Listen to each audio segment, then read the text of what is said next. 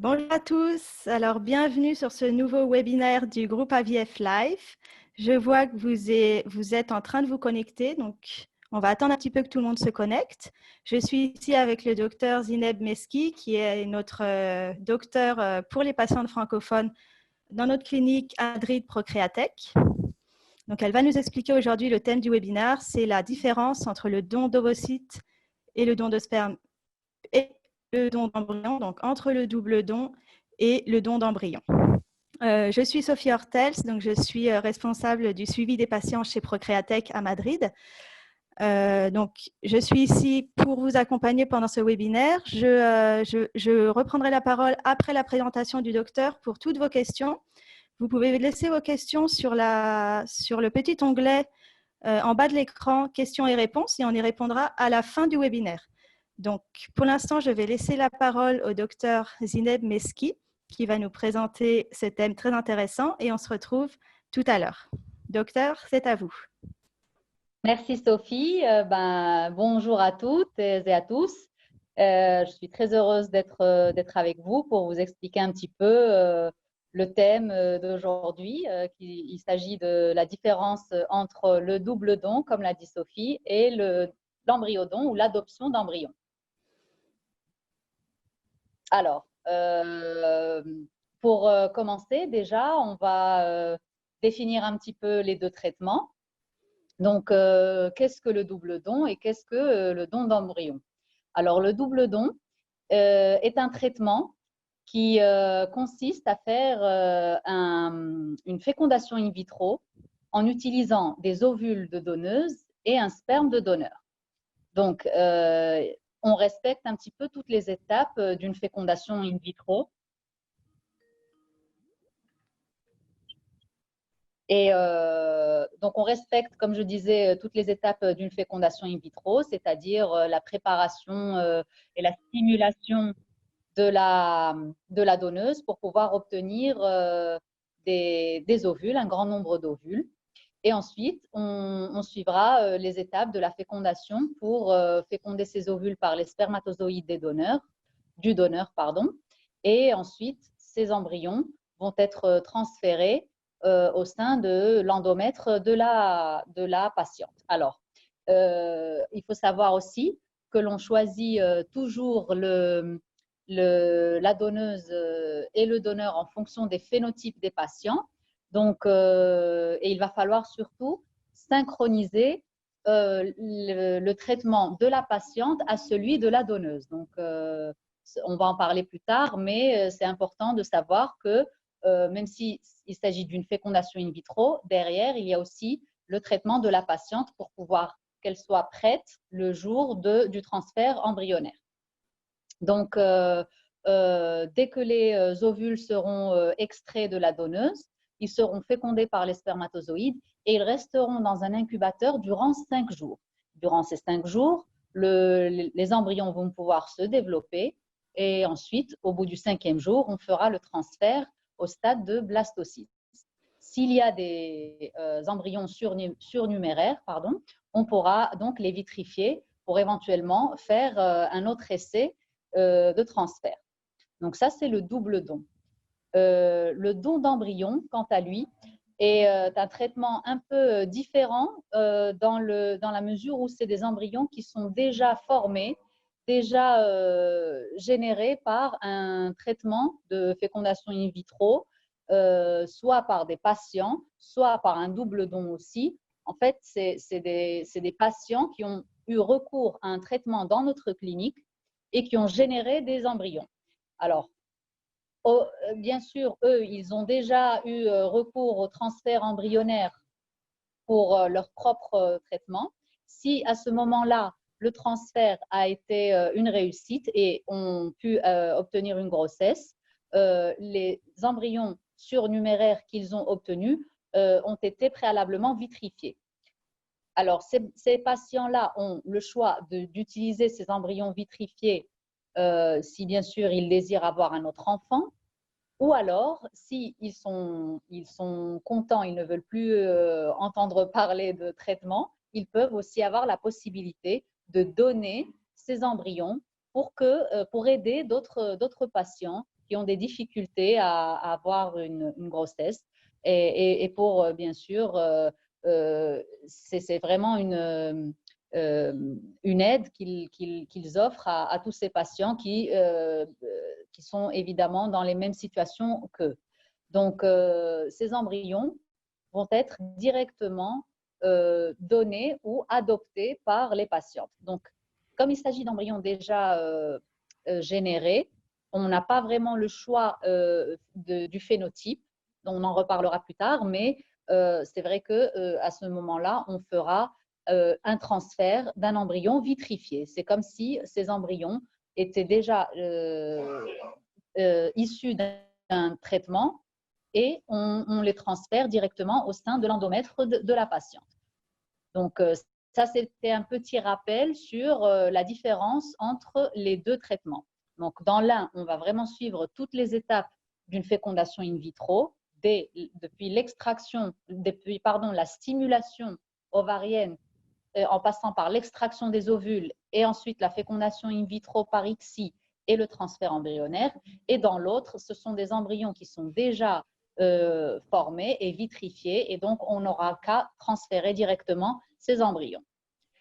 Alors, on va passer à la diapositive suivante pour compléter un petit peu notre rappel. Alors, à qui s'adresse le double don et le don d'embryon? Donc ça, c'est une question importante. Il s'agit donc des indications de ce genre de traitement.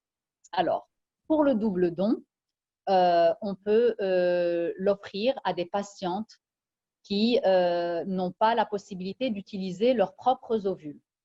Alors, soit par leur âge, donc des patientes de plus de 40 ans qui ont déjà une réserve ovarienne très faible ou qui ont une ménopause précoce, soit à cause d'une chirurgie qu'elles ont subie préalablement, pour une raison ou pour une autre, elles ont dû subir une chirurgie de leurs ovaires et n'ont plus donc la possibilité d'utiliser leurs propres ovules et de stimuler donc les ovaires. Soit aussi par une insuffisance ovarienne précoce. Donc, chez des femmes jeunes, parfois, il y a ce qu'on appelle une insuffisance ovarienne précoce, c'est-à-dire que à cause d'un problème hormonal, les femmes n'ont plus assez de réserve ovarienne pour pouvoir stimuler la croissance, le développement de leurs propres ovules. Et donc, on est obligé d'aller chercher une donneuse. Il s'agit aussi de patientes qui ont dû peut-être subir une chimiothérapie à cause d'un cancer ou une radiothérapie. Et comme nous le savons, ce genre de traitement peut affecter les ovaires et baisser considérablement la réserve ovarienne. Donc, si ces patientes n'ont pas eu la possibilité de vitrifier leurs ovules préalablement, elles vont devoir donc avoir recours à une donneuse d'ovules. Donc, ça, c'est pour la partie des ovules.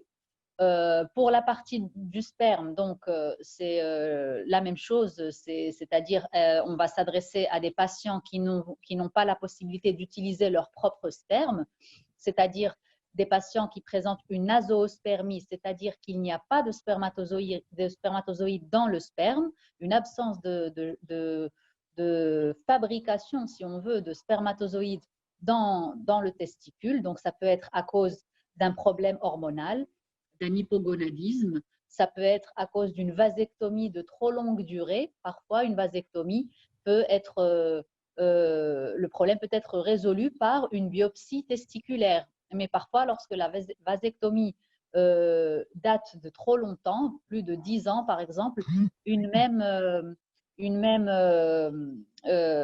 une biopsie testiculaire ne va pas être suffisante pour pouvoir extraire des spermatozoïdes.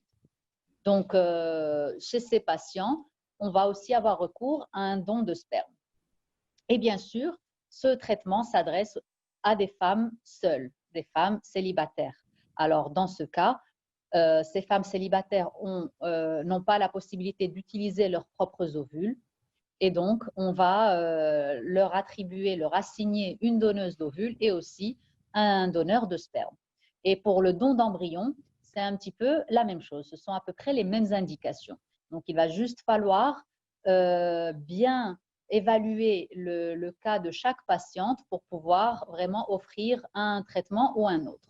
On va voir ça au fur et à mesure de notre présentation. Alors, passons à la question suivante. Le protocole de traitement est-il différent? Donc, j'ai déjà un petit peu anticipé lors de la brève introduction que j'ai faite, mais effectivement, le protocole de traitement est différent. Alors, dans le cas du double don, il va falloir synchroniser la patiente avec la donneuse, c'est-à-dire que la donneuse va être stimulée pour pouvoir lui extraire ses ovules. Donc, cette stimulation se fait par des injections d'hormones, comme lors d'une FIV, et peut durer entre 10 à 15 jours. Donc, puisqu'il s'agit d'une stimulation avec des hormones, il faut vraiment faire un suivi pour savoir le jour exact de l'extraction d'ovules. Et lorsque le jour est déterminé, on ne peut pas revenir en arrière. Donc, c'est là l'importance de faire une synchronisation parfaite avec la patiente. Donc, pour ce faire, on commence toujours par une préparation endométriale pour pouvoir avoir une épaisseur adéquate de l'endomètre. Il faut savoir que c'est une préparation qui se fait avec des hormones, des œstrogènes premièrement, qui vont faire que l'endomètre va s'épaissir. Donc, la recommandation est de minimum 7 mm pour pouvoir faire un bon transfert embryonnaire. Donc, au fur et à mesure de la préparation de l'endomètre, on va faire aussi un suivi avec des échographies, avec également une prise de sang pour voir si les hormones agissent de manière adéquate. Et ce qui est intéressant, c'est que la patiente peut prolonger cette phase de préparation de l'endomètre. Donc, ce n'est pas grave si la patiente est prête bien avant la ponction de la donneuse. Car on peut maintenir la patiente avec les hormones et on peut maintenir l'épaisseur de l'endomètre. L'endomètre n'atteint pas un maximum et puis il va commencer à se défaire. L'endomètre va rester le même et va peut-être même grossir un petit peu plus. Donc, vraiment, il n'y a aucun problème à avoir la patiente prête avant la donneuse. Mais c'est vrai que pour une parfaite synchronisation, parfois, on fait ce qu'on appelle un cycle test, c'est-à-dire on fait une préparation de l'endomètre sans synchroniser avec la donneuse. On commence par donner les hormones à la patiente pour voir un petit peu comment réagit son corps, combien de temps est-ce que son endomètre prend pour avoir une épaisseur idéale et pour avoir les 3 lignes, le fameux aspect en trilaminaire. Donc, vraiment en triple feuillet plutôt. Donc, voilà, c'est important de voir, d'étudier au préalable la patiente.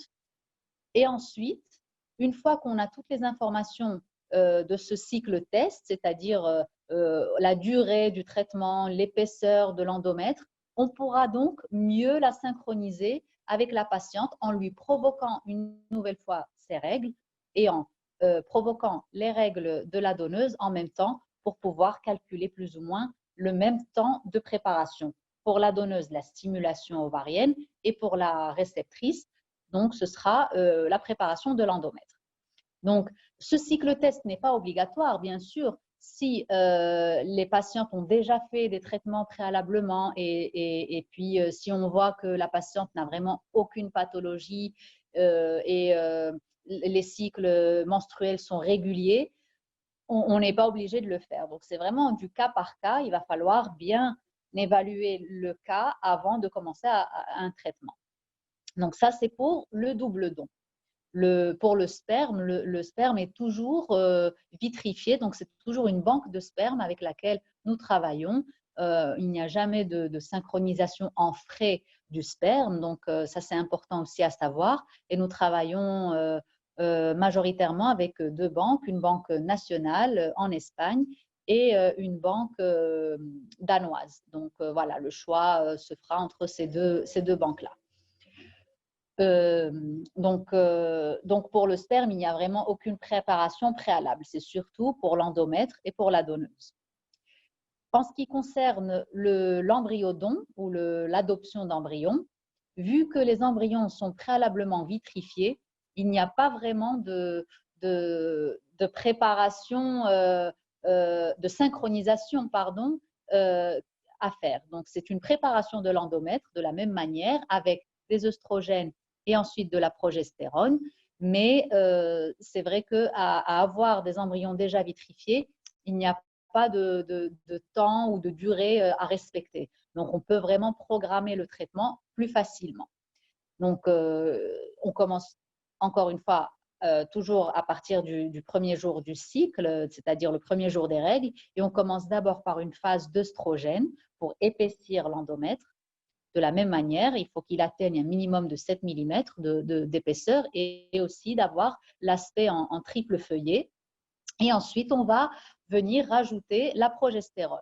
Je ne l'ai pas dit pour le double don, mais c'est la même chose. Il va falloir toujours apporter la progestérone.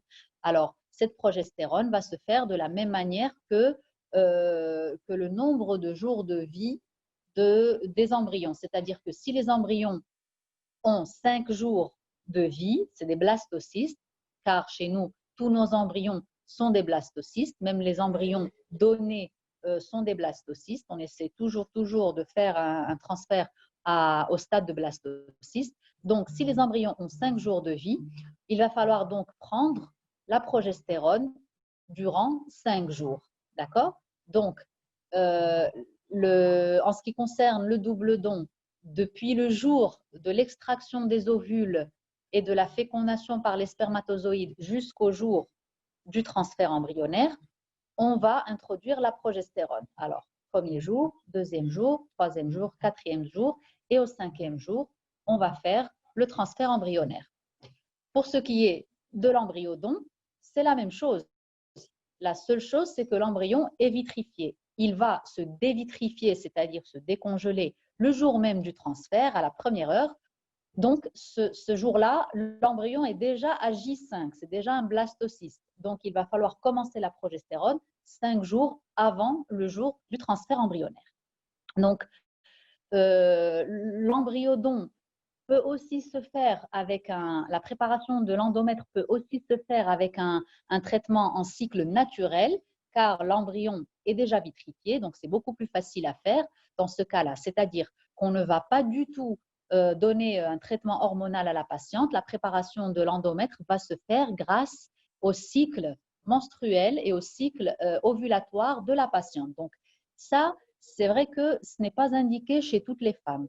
Il faut vraiment voir l'indication et individualiser les traitements, car c'est vraiment une préparation naturelle de l'endomètre peut avoir un certain risque. C'est vrai qu'on a vu plusieurs annulations de traitements car il n'y a pas eu une ovulation satisfaisante ou une épaisseur satisfaisante de l'endomètre, et aussi pour une question de programmation. C'est vrai qu'un cycle naturel va être plus difficile à programmer qu'un cycle où on contrôle, entre guillemets, le cycle avec les hormones, grâce aux hormones.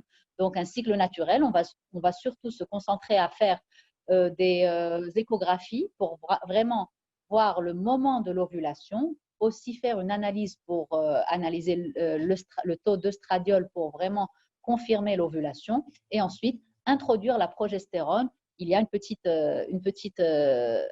traitement hormonal à prendre. Donc, on va introduire la progestérone au cas où le taux de progestérone ne soit pas suffisant dans la phase lutéale. C'est la phase la plus importante pour que l'embryon puisse s'implanter. Donc, ce sont les différences entre les deux protocoles de traitement. D'accord? Donc, on va passer à la question suivante. Comment sont sélectionnés les donneurs et les embryons? Donc, c'est vrai que là aussi, j'en ai un petit peu parlé lors de l'introduction. Les donneurs sont vraiment sélectionnés en fonction du phénotype de la patiente, des patients. Enfin, ça dépend s'il s'agit d'un couple ou d'une femme seule. Donc, ça, c'est pour le double don. Les patientes doivent remplir une fiche avec leur phénotype, couleur de peau, couleur d'yeux, couleur de cheveux, la race, l'ethnie. Donc, tout ça, c'est par écrit dans une fiche avec des photos, parfois, lorsqu'on fait un traitement à distance, surtout avec les patientes étrangères. Donc, et en fonction de ce phénotype, on va choisir la donneuse. La même chose pour le patient. Donc, il va devoir remplir une fiche de phénotype avec toutes ses caractéristiques physiques et on va venir choisir le donneur exactement en fonction de son phénotype. Donc, si moi, par exemple, je suis brune aux yeux bruns, je vais vraiment choisir une donneuse brune aux yeux bruns. Et si mon partenaire est grand, blond aux yeux verts, on va aller choisir un donneur grand, grand de taille, blond aux yeux verts. Donc vraiment, on essaie de personnaliser au maximum les donneurs pour que l'enfant, le futur enfant, ait exactement les mêmes caractéristiques physiques. Donc ça, c'est pour le double don. Alors, pour l'embryodon, c'est un petit peu différent. Certes, on va essayer toujours de choisir les embryons en fonction du phénotype, mais c'est vrai que c'est des embryons qui sont déjà générés, qui sont déjà formés, et on n'aura pas vraiment la possibilité de choisir exactement le même phénotype. Donc, c'est un petit peu plus difficile de trouver un couple avec exactement nos mêmes caractéristiques et ayant donné leurs embryons. Donc, c'est vrai que là, on va, on va essayer de respecter toujours la race, l'ethnie, les groupes sanguins aussi. C'est vrai que j'en ai pas parlé. Les groupes sanguins sont très importants à respecter. Pour le double don, on essaie vraiment de choisir la donneuse et le donneur en fonction des groupes sanguins des patients. Surtout pour la simple raison que dans un futur, si les parents n'ont pas envie de donner d'explications au sujet de leur enfant,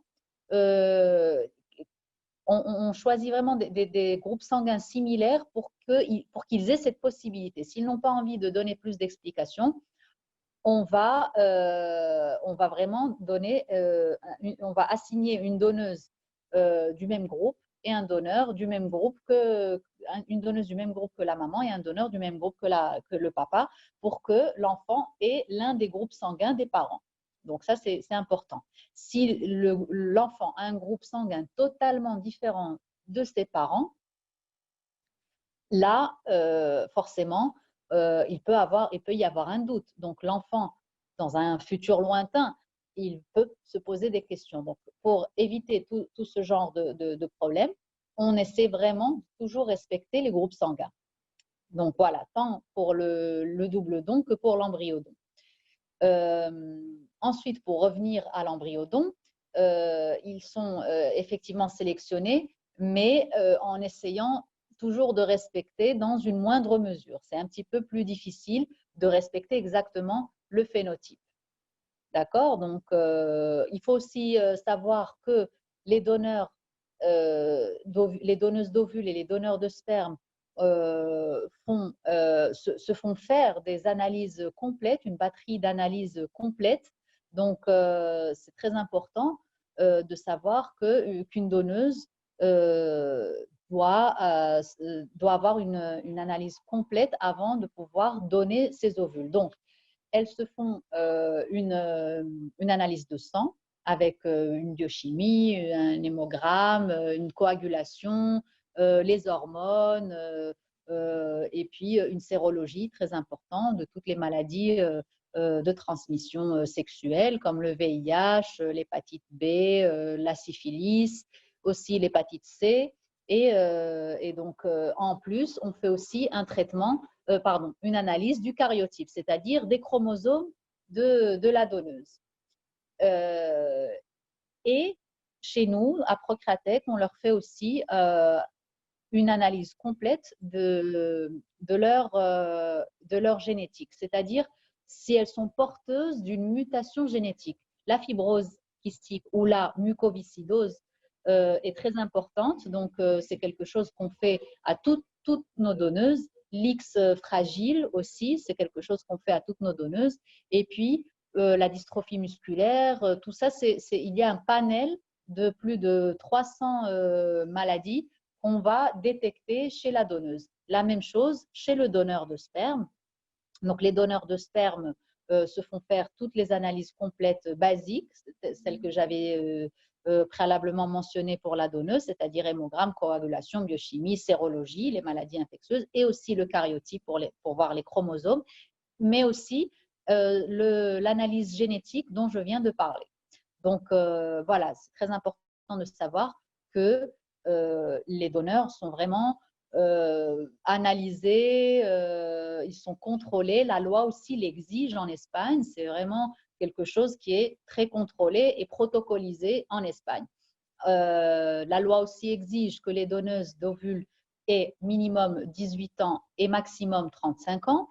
Chez les hommes, c'est minimum 18 ans et maximum 50 ans. Donc voilà, c'est vraiment quelque chose qui est très contrôlé. Et donc, il faut vraiment être rassuré de ce côté-là. Pour l'embryodon, comme il ne s'agit pas toujours d'embryons issus d'un double don ou d'un don d'ovule, où on ne sait pas vraiment de quel genre de traitement vont être issus ces embryons, on ne peut pas garantir la même chose. On ne peut pas garantir que les progéniteurs aient fait tous ces tests génétiques. Par contre, la loi exige que la femme, lorsqu'elle est donnée ces embryons, lorsqu'elle est produit ces embryons, c'est-à-dire lorsqu'elle est donnée ces ovules, qu'elle ait moins de 35 ans et que l'homme, lorsqu'il est apporté ces spermatozoïdes, qu'il ait moins de 50 ans. Donc ça, comme pour les donneurs, c'est la même chose pour les embryons.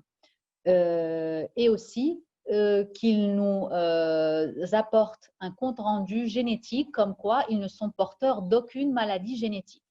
Alors, ils ne vont pas avoir fait l'analyse génétique complète, bien sûr, mais en sachant dans l'histoire de leur famille qu'il n'y a aucun antécédent génétique, de maladie génétique, ils nous donnent un compte-rendu comme quoi ils n'ont aucune maladie de transmission génétique. Bien sûr, on leur fait faire des sérologies, la même chose, VIH, hépatite B, hépatite C, syphilis, toxoplasmose.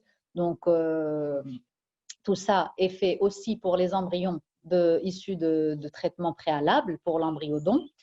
Et ensuite, la loi donc exige surtout, elle exige qu'on respecte toujours la race, bien sûr. On essaie de respecter le phénotype au maximum, mais la loi exige qu'on respecte la race. Donc voilà, pour la sélection tant des donneurs comme les embryons, il faut retenir essentiellement le groupe sanguin, le phénotype, en mettant plus en insistant plus sur le traitement du double don, bien sûr.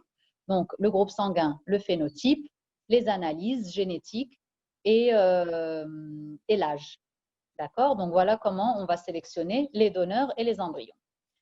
On passe à la question suivante. Alors, quelles sont les chances de grossesse? Est-ce que les chances sont-elles les mêmes? C'est vrai que c'est une question assez récurrente. Hein. On essaie toujours de comparer les deux traitements. Alors, honnêtement, les chances ne sont pas exactement les mêmes. C'est vrai qu'on a des chances plus élevées lorsqu'on fait un double don que lorsqu'on fait un embryodon. Donc, je vais vous expliquer pourquoi. Le double don, comme on l'a déjà expliqué, c'est des ovules et des spermatozoïdes qu'on va mettre ensemble pour générer des embryons. Donc, on va avoir plusieurs embryons. Et au fur et à mesure du développement embryonnaire, on va voir la qualité embryonnaire. Donc, c'est vrai que les patients normalement, logiquement, vont premièrement se transférer les embryons de meilleure qualité, de la qualité la plus haute, pour augmenter leur chance de réussite. Donc, ces embryons vont être transférés. Et ensuite, on va vitrifier le reste des embryons. Ça ne veut pas dire que ces embryons sont de mauvaise qualité, parce que sinon, ils ne seront directement pas vitrifiés s'ils ne sont pas de bonne qualité. Alors, ça veut simplement dire que ces embryons sont de moindre qualité que les premiers qu'on a transférés. Donc, qu'est-ce qui se passe dans l'embryodon? Ces embryons vitrifiés sont ceux qu'on va donner, qu'on va pouvoir utiliser pour faire ce traitement. Donc, forcément, comme je viens de le dire, la qualité est moindre. Et c'est ce qui va baisser vraiment les chances de réussite. Alors, pour que vous ayez une petite idée, je vais vous donner des chiffres, car je sais que c'est ce qui vous intéresse aussi. Alors, pour le double don, on va avoir un taux de réussite entre 60 et 75%.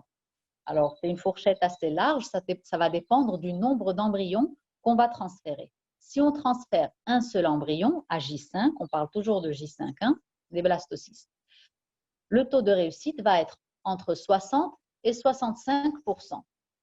Si on transfère 2 embryons à J5, bien sûr, le taux de réussite va être entre 70 et peut même aller jusqu'à 75%. Donc ça, c'est pour le double don. Pour l'embryodon, ça va être une probabilité un peu inférieure. Donc, les chances de réussite vont être entre 45, 40, 45 jusqu'à 50%. Et cela va aussi dépendre du nombre d'embryons et aussi de la qualité dont je vous parlais auparavant. Donc, c'est vraiment ça la différence. C'est que les patients, pour norme générale, vont premièrement se transférer les meilleurs embryons. Les embryons les plus forts, les plus beaux visuellement aussi, et donc vont avoir plus de chances de réussite. Et les autres embryons qui vont être vitrifiés vont avoir un petit peu moins de chance. Donc, c'est ça la différence. On va passer à la question numéro 5. Donc, y a-t-il une liste d'attente? Alors, il n'y a pas vraiment de liste d'attente pour le double don. Le double don, comme je l'ai dit lors de l'explication sur le protocole du traitement, il va vraiment falloir synchroniser les deux traitements, celui de la donneuse et celui de la réceptrice ou de la patiente. Donc, c'est là vraiment l'attente. Ce n'est pas une attente, c'est-à-dire attendre qu'on nous appelle pour voir si on va avoir une donneuse. Il n'y a vraiment pas de liste d'attente. On a souvent des donneuses qui sont prêtes à démarrer, à mettre en route le traitement. Donc, c'est des donneuses avec lesquelles on a déjà travaillé, qui ont déjà passé par qui sont déjà passées par des traitements de dons d'ovules, qui ont déjà toutes leurs analyses de fait et qui prennent la pilule justement pour qu'on puisse les appeler à n'importe quel moment pour démarrer un traitement. Donc ça, il n'y a aucun problème pour trouver une donneuse. Et comme je l'ai dit auparavant, le sperme est toujours congelé dans des banques. Donc, pour ça, il n'y a vraiment aucune liste d'attente. La seule attente, c'est la synchronisation. Premièrement, faire peut-être le cycle test. Ce n'est pas toujours le cas, mais surtout la préparation de l'endomètre et la synchronisation avec le traitement de la donneuse. Donc, c'est ça vraiment l'attente. En ce qui concerne l'embryodon, il peut y avoir une liste d'attente. Alors, pourquoi? Parce que des fois, c'est le côté administratif qui va peut-être retarder un petit peu le traitement. C'est-à-dire, les patients, pour pouvoir donner leurs embryons, ils doivent nous signer un consentement. Donc, parfois, ils nous disent qu'ils veulent donner leurs embryons, mais jusqu'au jour où ils signent le consentement, où on fait toutes les démarches administratives, il peut y avoir un petit peu de retard. Donc, ça, c'est une première cause. Sinon, aussi, ça peut être à cause du phénotype. Si on a un phénotype un petit peu particulier, et à ce moment-là, on n'a aucun embryon vitrifié avec ces mêmes critères. D'accord? Donc, il faut vraiment se mettre en tête qu'un embryodon, c'est une adoption. C'est-à-dire qu'on va adopter un enfant finalement, on va le porter, c'est la différence. On va vraiment avoir cette grossesse qui va créer un lien direct avec l'enfant. Donc, c'est vrai que le phénotype ne va pas être aussi important, mais quand même, il faut toujours, comme j'ai dit, respecter un petit peu la race. Et donc, parfois, c'est ce qui peut retarder aussi un petit peu le traitement. Il y a aussi la liste d'attente, donc comme je le disais, ce n'est pas non plus une liste qui va être très longue. Ça peut aller de 2 mois à 4 mois, de 2 à 4 mois, mais parfois, ça peut s'accélérer d'un seul coup. Donc, il y a des patientes qui vont commencer à faire toutes les analyses, bien sûr, avant de faire un traitement d'embryodon. La patiente qui va se faire transférer l'embryon va aussi devoir faire des analyses, faire un bilan complet, faire éventuellement des analyses supplémentaires si on voit vraiment que le cas s'impose. Donc, parfois, en faisant toutes ces analyses, il y a 1 mois, 2 mois qui se passent et d'un seul coup, on nous appelle du laboratoire et on nous dit on a des embryons disponibles avec le même groupe sanguin, les mêmes critères pour cette patiente. Et donc, on vous appellera et on vous dira voilà, on a l'embryon de disponible. Qu'est-ce qui se passe? Parfois, ça ne correspond pas exactement avec l'attente de la patiente. Elle avait déjà programmé ses vacances ou elle avait laissé tomber, ou elle est tombée enceinte de manière spontanée, ça peut arriver. Et elle nous dit, finalement, je ne veux pas faire le traitement tout de suite ou je ne veux plus faire le traitement. Donc, on passe directement à la patiente suivante. Donc, parfois, vraiment, ça peut s'accélérer. Même si on donne une marge de temps un peu large, entre 2 à 4 mois, il y a vraiment des surprises dans le bon sens.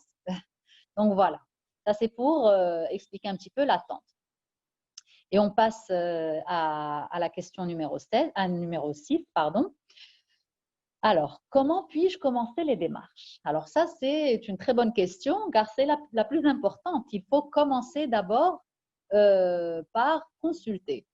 Alors, c'est toujours la première chose à faire. Lorsqu'on commence à penser à avoir un enfant et qu'on doute un petit peu, qu'on ne sait pas vraiment quel traitement faire, il faut d'abord consulter. Alors, lors de cette première consultation, nous allons pouvoir vous aider. Chez Procreatech, par exemple, la première consultation est très importante. On lui dédie énormément de temps pour pouvoir faire vraiment une histoire complète avec tous les antécédents des patients, mais aussi faire des bilans. Essayer vraiment de profiter au maximum de cette consultation pour pouvoir en tirer le maximum d'informations. Donc, on va faire un bilan sanguin, un bilan complet hormonal pour la femme, un spermogramme pour l'homme.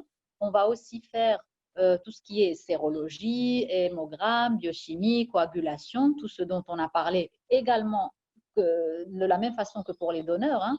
Au final, c'est la même chose. Et puis, ensuite, on va faire une échographie, surtout pour voir un petit peu l'utérus, les ovaires, voir s'il n'y a pas de polypes, de fibromes, de kystes. Vraiment, tout ça, c'est important de le faire avant de commencer le traitement. Ensuite, on va aussi, parfois, si vraiment on voit qu'on suspecte une petite difficulté, on va faire ce qu'on appelle un transfert test ou un transfert d'épreuve, c'est-à-dire on va simuler un transfert embryonnaire en utilisant exactement la même canule, le même cathéter pour voir si l'entrée du col de l'utérus est vraiment problématique, s'il y a des difficultés à faire rentrer ce cathéter à travers le col de l'utérus ou pas. C'est vraiment important pour ne pas avoir de mauvaises surprises le jour du transfert embryonnaire. Donc, ça se fait vraiment de manière ambulatoire, en consultation.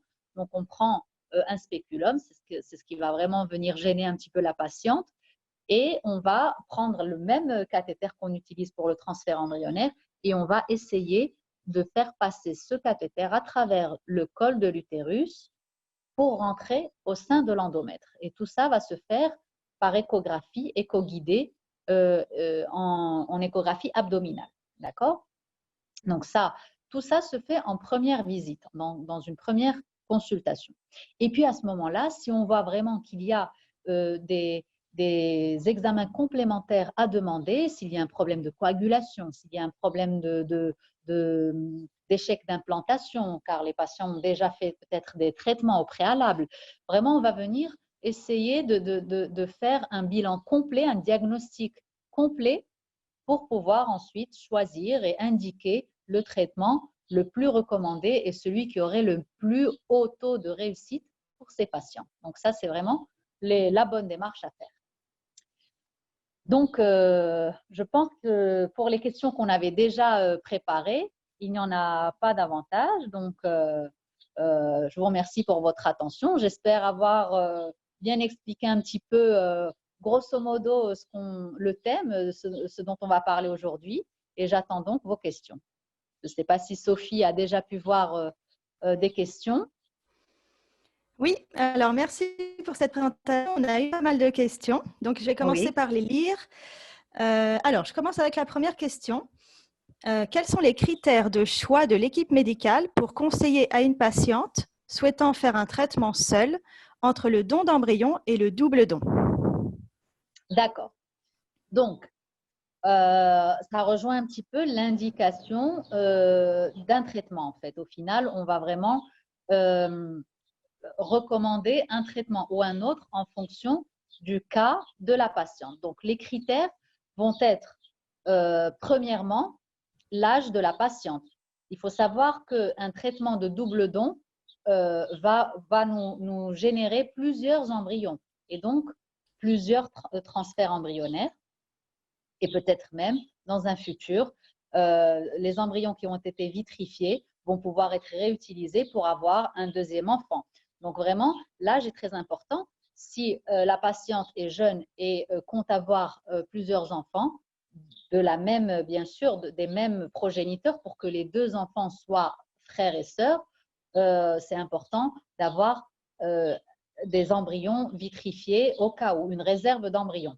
Dans le cas d'un embryodon, si on fait un premier transfert embryonnaire avec un seul embryon, il va être vraiment difficile de faire un deuxième transfert dans le futur pour avoir un deuxième enfant et que ces enfants soient frères et sœurs. Donc ça aussi, c'est important de savoir que si on fait un embryodon avec un seul embryon, on ne peut pas garantir qu'on aura encore des embryons vitrifiés de cette même cohorte d'embryons, c'est-à-dire des mêmes progéniteurs. Donc ça, c'est un premier critère, c'est le désir d'avoir un ou plusieurs enfants. Il faut vraiment voir un petit peu aussi se projeter dans le futur. L'âge est important, bien sûr, aussi pour la grossesse en elle-même. Si une femme de 45 ans désire avoir un enfant, je pense que le mieux, c'est de voir aussi si physiquement, elle peut aussi supporter une grossesse gémellaire. Si elle va vouloir se faire transférer deux embryons, il y a aussi des risques que ces deux embryons s'implantent. Donc, une grossesse gémellaire chez une femme d'un certain âge est aussi une grossesse à risque. Donc, ça aussi, c'est un critère qu'il va falloir évaluer avant de recommander un traitement ou un autre. Et puis, bien sûr, s'il y a une pathologie associée, un trouble de la coagulation, un échec d'implantation, un problème d'immunité, s'il y a un problème immunologique, on a vu que plusieurs femmes ont des problèmes au niveau de l'immunologie, c'est-à-dire une espèce de rejet de l'embryon. Il est beaucoup plus facile de transférer un seul embryon et d'avoir plus de chances de grossesse avec un seul embryon qu'avec deux embryons. Donc, ça, c'est vraiment des critères à prendre en compte le jour où on fera la recommandation d'un traitement ou d'un autre. Bien sûr, il y a la partie économique, mais ça, c'est plutôt personnel. Voilà. On passe à la question suivante, Sophie. Oui, alors, on a une autre question. Comment choisissez-vous de faire un cycle test ou non pour la patiente? D'accord. Alors, le cycle test, comme je l'ai dit avant, sert à bien synchroniser la patiente avec la donneuse. Donc, si c'est une femme qui a déjà fait des traitements au préalable, un traitement par exemple de transfert embryonnaire vitrifié, on va on va déjà avoir une idée sur comment s'épaissit son endomètre, sur comment elle arrive à, à supporter le traitement hormonal et comment son corps réagit à ces hormones. Donc, si on a ces informations, on n'a pas besoin de faire le cycle test. Si par contre, c'est une femme qui n'a jamais fait aucun traitement, qui n'a jamais pris aucun médicament, donc moi, je recommande personnellement de faire ce cycle test car les traitements hormonaux peuvent avoir parfois des effets secondaires ou un effet sur l'endomètre qu'on ne désire pas. Donc, c'est vraiment en fonction de ça aussi qu'on va choisir de faire le cycle test ou pas.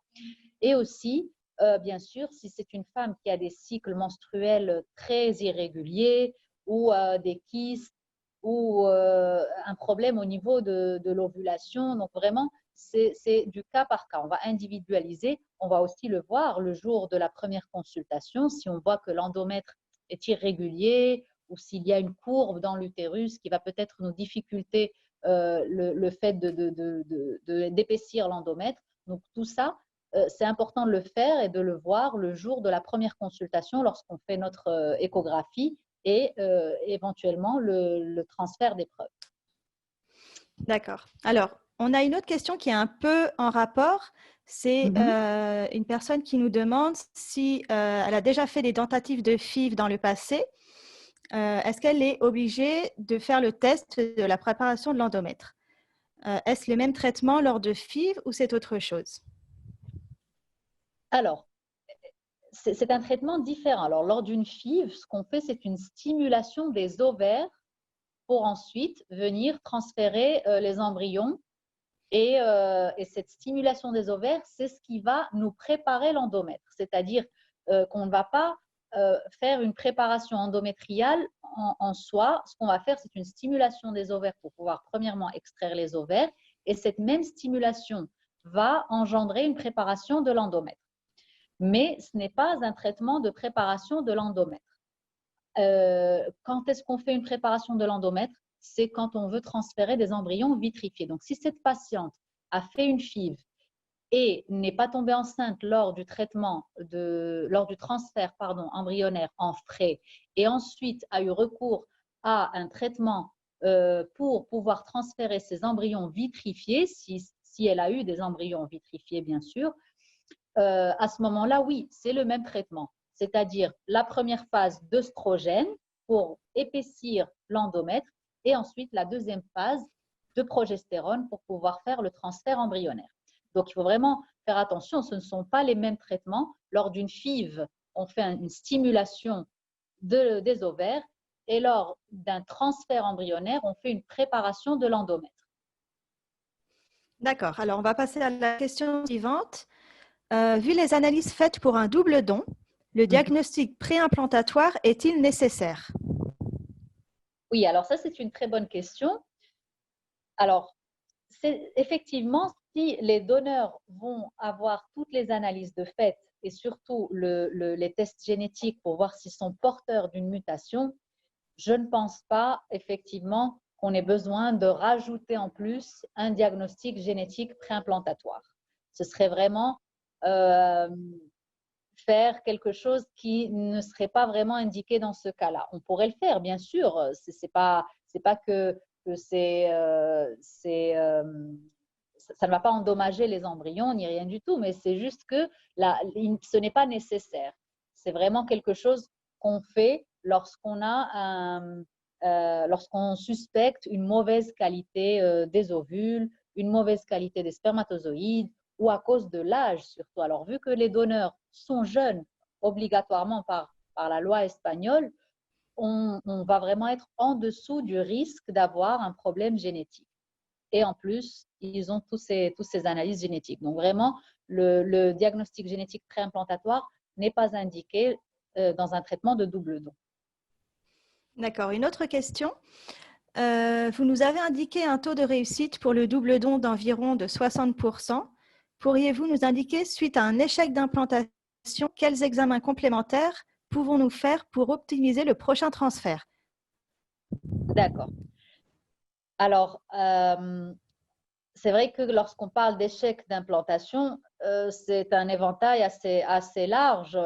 Il y a plusieurs causes. Il faut vraiment voir un petit peu si c'est un problème d'hormones, si c'est un problème d'endométriose, si c'est un problème de kyste ovarien qui interfère pardon, avec les hormones le traitement hormonal qu'on va donner. Donc, l'étude basique d'échec d'implantation va être une étude de thrombophilie pour voir la coagulation, mais pas la coagulation qu'on fait dans une analyse basique. C'est une coagulation, c'est une étude beaucoup plus poussée de la coagulation pour voir la coagulation au niveau des micro-vaisseaux, des capillaires sanguins qui vont venir alimenter l'utérus et éventuellement l'échange entre le placenta et l'endomètre. Donc, c'est vraiment un niveau microscopique. Donc, cette étude de thrombophilie va consister à étudier même des gènes en rapport avec la coagulation. Donc, ça, c'est la première partie d'une étude d'échec d'implantation. L'autre partie, c'est la partie immunologique, immunitaire. Donc, il y a certains anticorps qui font qu'il y a une hyperréactivité ou une hypersensibilité du corps face à l'introduction d'un embryon, ou même de manière générale, une maladie qui peut être en rapport avec une maladie auto-immune telle que le lupus ou le syndrome antiphospholipidien. Donc tout ça va s'exprimer dans une analyse par une élévation de certains anticorps. Donc, c'est quelque chose qu'on va faire aussi lors d'une étude d'échec d'implantation. Donc, c'est l'étude de la coagulation et l'étude de la partie immunologique. D'accord. La même patiente demandait aussi si les tests de réceptivité de l'endomètre sont fiables. Oui, alors ça, c'était l'autre partie aussi. On peut compléter l'échec d'implantation par un test de réceptivité endométriale. Alors oui, les tests de réceptivité endométriale sont fiables. C'est quelque chose qu'on fait assez souvent et qu'on peut corriger lorsqu'il y a un déplacement de la fenêtre d'implantation. Alors, c'est vrai que parfois, il faut répéter le test en fonction du protocole qu'on va nous donner lors du résultat pour vraiment s'assurer qu'effectivement, on a corrigé le problème, on a pu résoudre le problème. Mais ça, c'est le laboratoire qui va nous le dire. Il va nous dire, on vous recommande de corriger la prise de progestérone et de refaire le test. Parfois, on nous dit directement qu'il n'y a pas besoin de refaire le test. Donc vraiment, c'est des tests très fiables qu'on utilise assez régulièrement et ça peut aussi être la cause d'un échec d'implantation. Donc, une bonne fenêtre d'implantation est très importante. D'accord, on a une autre question. Alors, nous sommes 2 femmes en couple. Ma compagne a une insuffisance ovarienne précoce. Puis-je lui faire un don de mes ovules sans limite d'âge? J'ai 37 ans. Alors, ça, c'est un autre traitement. C'est vrai qu'en Espagne, c'est un traitement qu'on appelle ROPA. Maintenant, je ne sais pas s'il a un équivalent en français. C'est le fait de recevoir les ovules de sa partenaire. Donc, cette méthode, on ne peut pas appeler ça un double don, car si vous êtes en couple, mais surtout marié, ça c'est très important, la loi espagnole exige que les femmes soient mariées pour pouvoir accéder à ce traitement. Donc, effectivement, un couple de femmes mariées va pouvoir avoir recours à cette technique qui s'appelle ROPA, c'est-à-dire que une des patientes va être la donneuse et l'autre, la partenaire va être la réceptrice. Donc, cette patiente va donner ses ovules. On va bien sûr assigner un sperme, un donneur de sperme pour pouvoir féconder ses ovules et ensuite venir transférer ses embryons au sein de l'utérus de la deuxième compagne. Donc, c'est vraiment un autre type de traitement. On ne parle pas vraiment de double don, mais en Espagne, c'est faisable, mais à la seule condition que vous soyez marié. Oui, c'est ça. Marié ou pacsé en France. Alors, Voilà. la question aussi, c'était sur la limite d'âge de la patiente. Alors, pour le traitement de repas, il n'y a pas de limite d'âge. Si votre réserve ovarienne est bonne, vous pouvez tout à fait donner vos ovocytes à votre compagne. Une autre question, pourquoi prendre la pilule? Est-ce vraiment nécessaire? Ça, c'est vraiment pour la donneuse. C'est les donneuses qui prennent les pilules pour qu'on puisse les démarrer à n'importe quel moment. Alors, ce n'est pas nécessaire, bien sûr, si c'est des donneuses qui ont des cycles réguliers. La plupart ont des cycles réguliers d'ailleurs, mais c'est juste pour limiter l'attente. Parfois, vous savez que pour commencer n'importe quel cycle, n'importe quel traitement, que ce soit une FIV, un transfert d'embryon vitrifié, un double don, un embryo don, on commence toujours par on commence toujours le traitement le jour des règles, le premier jour des règles. Donc, même la donneuse, le jour où elle va devoir commencer son traitement de stimulation ovarienne, va devoir commencer depuis le premier jour de ses règles. Parfois, pour ne pas attendre que la donneuse ait ses règles, on la met sous pilule pour qu'on puisse commencer à n'importe quel moment de son cycle, car la pilule va mettre ses ovaires au repos et le jour où on va vouloir commencer le traitement, si la patiente est prête et a une date précise, on va retirer la pilule à la donneuse et on va commencer directement le traitement de la stimulation sans avoir à attendre ses règles. Comment savoir s'il faut faire le don d'ovocytes uniquement ou le double don? Alors ça va vraiment dépendre du sperme réellement. En fait, le don d'ovocytes, on le fait lorsque la patiente a un partenaire et que ce partenaire va pouvoir nous apporter la partie des spermatozoïdes. Si,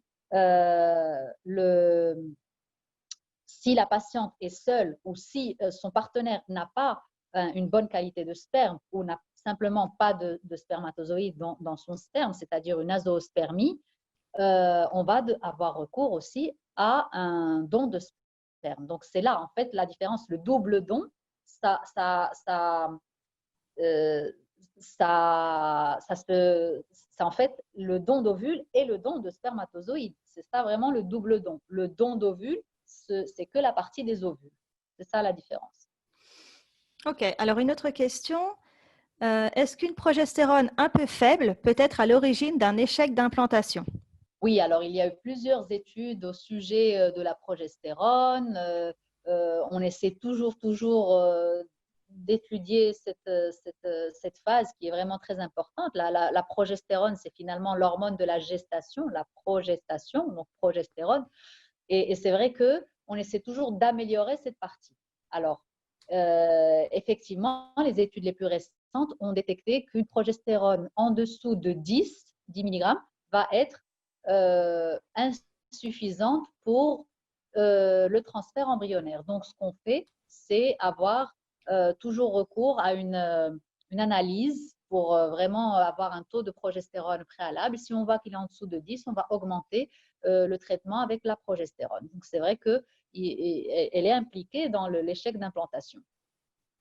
D'accord, on va prendre une autre question. Quel est le rôle de la thyroïde dans l'implantation d'un embryon?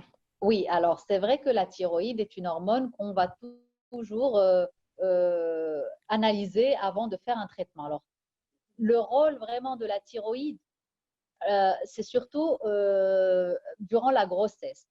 Euh, une hormone thyroïdienne trop élevée, une TSH trop élevée, va va être un peu toxique, entre guillemets, pour l'embryon. C'est-à-dire,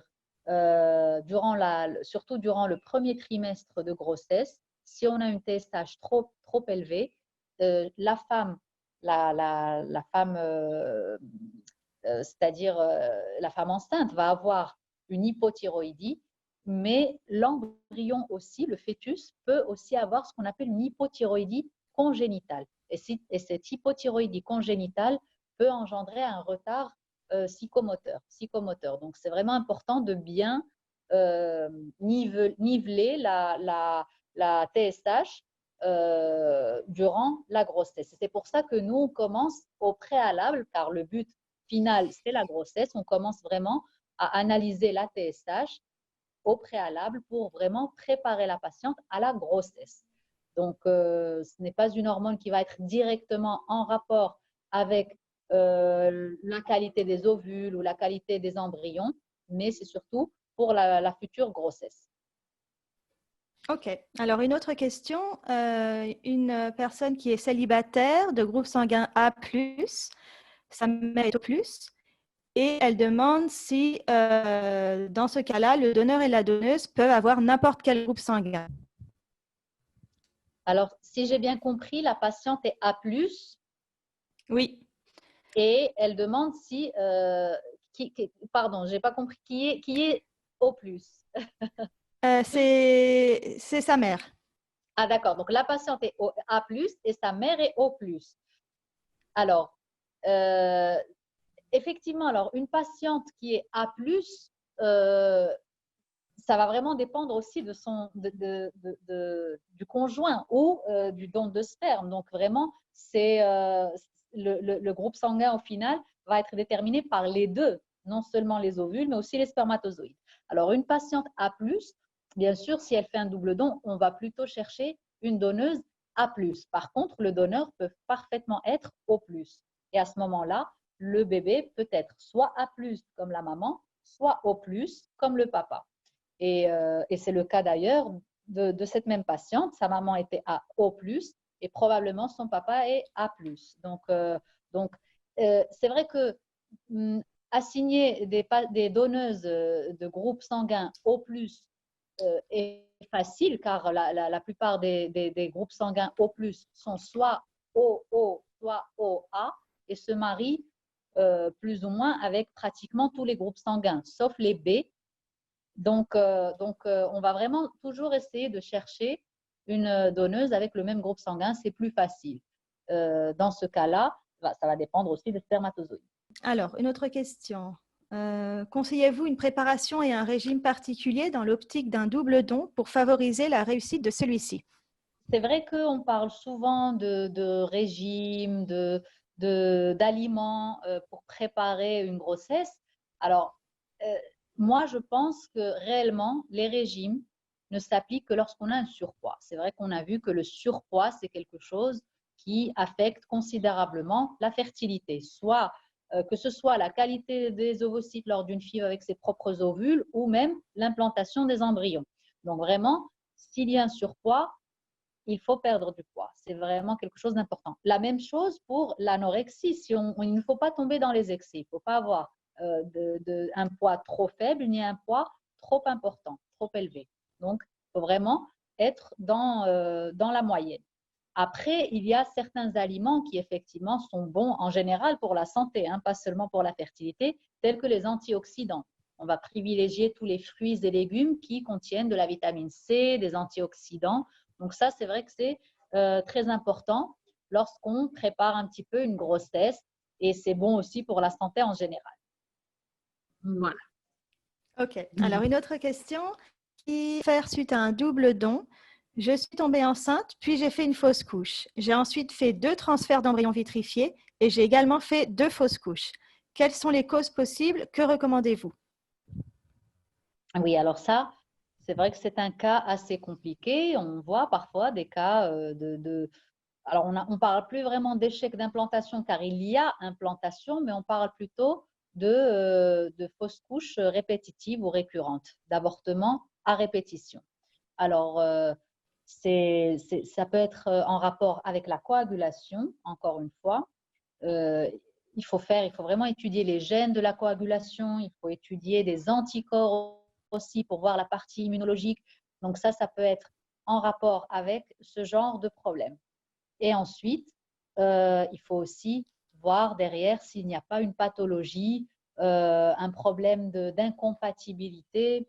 On parle d'incompatibilité surtout au niveau génétique. Donc, c'est là l'importance de faire le matching, ce qu'on m'a parlé un petit peu des examens génétiques des donneurs, car ils peuvent être, c'est très rare, hein, mais parfois les donneurs peuvent être porteurs d'une même maladie. Et c'est à ce moment-là qu'apparaît la maladie chez l'enfant. Alors, je vais vous expliquer un petit peu ces tests génétiques qu'on fait. Alors, nous, on est tous porteurs d'une maladie, tous. mais on est des porteurs sains. Il y a des milliers et des milliers de maladies génétiques. Et il y en a des milliers qu'on ne connaît pas, bien sûr. On en connaît très, très peu pour le moment. Alors, tant qu'on est des porteurs sains, il n'y a aucun problème. Ça veut dire qu'un seul chromosome va porter cette maladie. Et donc, on n'a pas la possibilité de développer cette maladie, d'être affecté. Bien sûr, on va analyser les maladies les plus fréquentes, comme je l'ai dit auparavant, la mucoviscidose, la dystrophie musculaire, l'X fragile, tout ça, c'est des maladies qui sont relativement fréquentes. Mais dans les maladies génétiques récessives, ce sont les plus fréquentes. Alors, si la donneuse est porteuse de cette maladie et qu'on l'associe à un donneur qui n'a absolument rien, il n'y a aucun problème. Qu'est-ce qui se passe lorsque la donneuse est porteuse de la mucoviscidose, par exemple, et le donneur est aussi porteur de cette même mutation génétique, de la mucoviscidose? À ce moment-là, lorsqu'on associe les deux, on a 25% de chances que notre enfant soit atteint de mucoviscidose. Donc, c'est là le problème. Et la mucoviscidose peut aboutir à une grossesse, bien sûr, et à grossesse à terme avec un enfant atteint de la mucoviscidose ou un enfant sain, 25% de chance. Mais par contre, il y a d'autres maladies génétiques qu'on ne connaît pas ou qui n'ont pas été déterminées et qui pourraient influencer donc la viabilité, la vitalité de l'embryon. Donc, cette grossesse va être automatiquement interrompue. Donc, vraiment, il va falloir voir le côté génétique de l'embryon et aussi voir un petit peu pourquoi ces avortements, est-ce qu'il y a un problème d'immunologie ou un problème de thrombophilie, de coagulation. Ok, alors on va prendre 2 autres questions et ça sera les dernières. Quel est le taux de réussite pour une femme de 40 ans? D'accord. Alors, le taux de réussite, bien sûr, ça va dépendre des traitements. Comme je l'ai dit, une femme de 40 ans, c'est une femme. Si elle fait un double don, c'est une femme qui va avoir un taux de réussite entre 60 et 75%. Tout va dépendre du nombre d'embryons qu'on va transférer. Si c'est un seul embryon, pardon, ça va être jusqu'à 65%. Si ce sont 2 embryons, ça va être jusqu'à 75%. Et la même chose pour l'embryodon.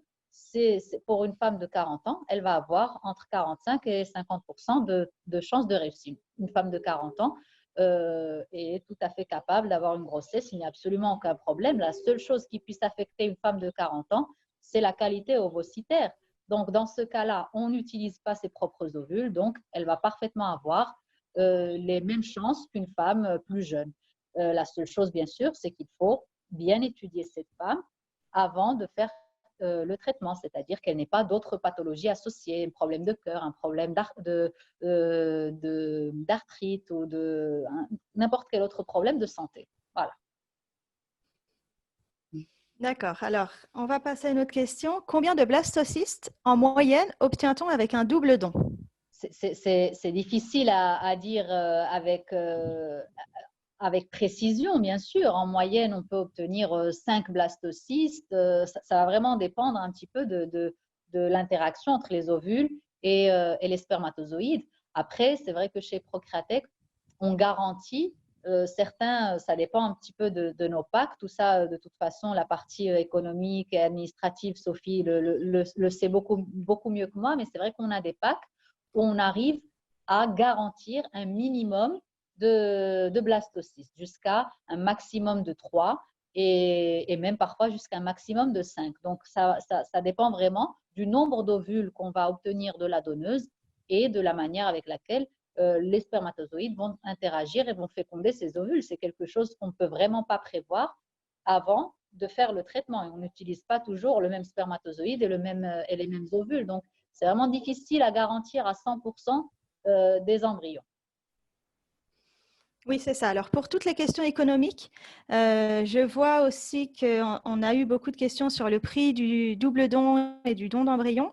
Je vous invite à demander des informations soit sur notre formulaire sur la page web, soit sur notre mail direct contact@procreatech.com et on pourra vous envoyer les devis correspondants.